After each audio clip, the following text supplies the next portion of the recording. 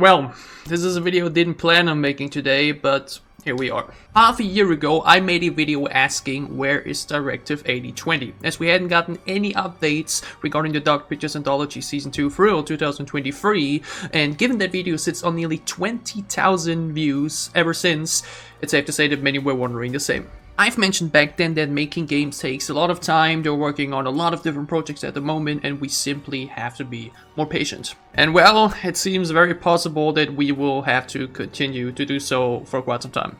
Because earlier today on Twitter, Supermassive Games tweeted out the following statement. It's no secret that the games industry is currently facing significant challenges, and unfortunately we aren't immune to this. After much deliberation and with deep regret, we are therefore undertaking a reorganization of Supermassive Games. As a result, we're entering into a period of consultation, which we anticipate will result in the loss of some of our colleagues. This is not a decision that's been taken lightly, with many efforts made to avoid this outcome.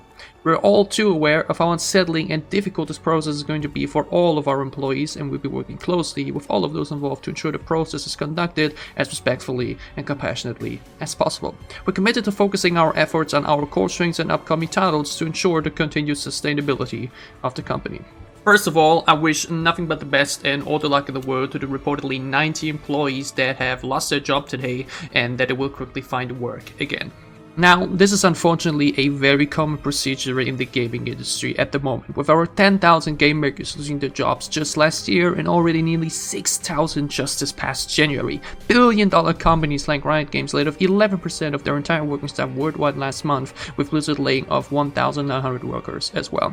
After we've had a gaming boom period during the pandemic, the numbers have sadly been going down in terms of revenue. Games are more expensive to make. It's not surprising that smaller studios have to make cuts as well. I will link 2 great articles about this topic by Business Insider and The Conversation down below in the comments. Now, to the question of this video, what does all of this mean for the future of Supermassive Games in the Dark Pictures Anthology? Cutting 90 employees, which makes up to over 30% of their entire company, is obviously not a good sign. While not certain what type of employees have been released, it's obviously clear that this will impact the speed and the efficiency at which the games will be made and created going forward. And as a matter of fact, and I'm honestly afraid to speak this out loud, but if things don't change and continue to get worse, then we may not only have to expect more delays and more layoffs, but maybe even worse. Now, I am 100% sure that both Directive 8020 and the casting of Frank Stone will be released, the latter surely this year. Both have been worked on for too long to not be close to completion, same for Little Nightmares 3, which has been previously announced as well.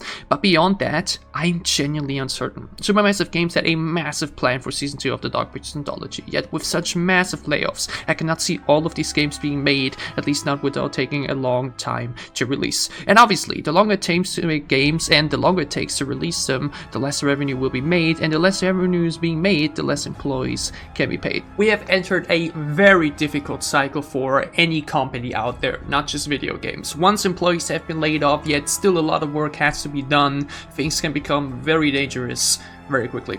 Obviously, as a huge fan of the studio and the games they've created over the years, I wish nothing but the best to the studio and all the employees remaining with the company, and as mentioned, those that had to be laid off. Supermassive Games creates and releases some of my favorite and in my opinion most unique and special video games out there today. So to see such studios struggling, potentially facing an end down the road, it would truly be a shame and sad to see.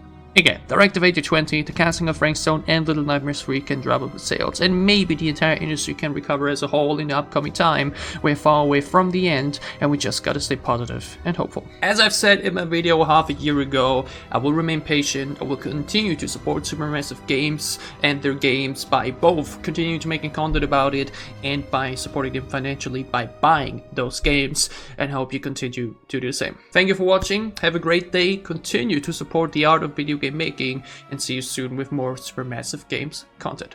Thank you, and bye.